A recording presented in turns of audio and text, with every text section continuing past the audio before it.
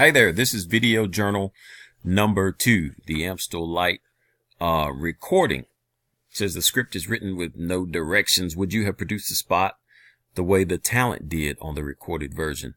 There is a very possibility that I would have produced the spot similar to the way that the talent did on this particular recorded version, even based upon the way the script is read or written. Reason that I say that is I have produced spots before where it's just written words, and to me it's left up to the talent to do it the way that they think it should be done.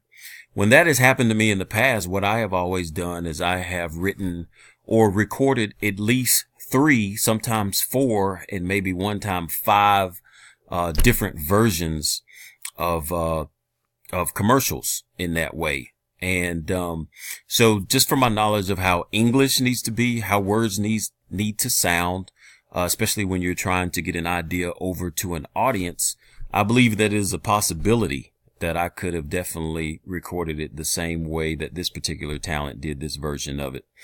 But in the script, I would like to see more, I guess, captions on what words you might want to have emphasized, like what part of Amstel Light you would want emphasized. I'd like to see it accented there.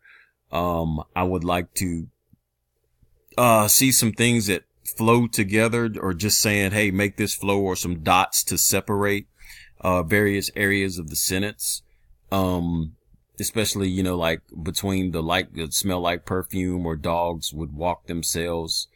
In between that, I would like to see some kind of copywritten or some kind of script marking to know exactly where or what was wanted from whoever wrote the script or the copy.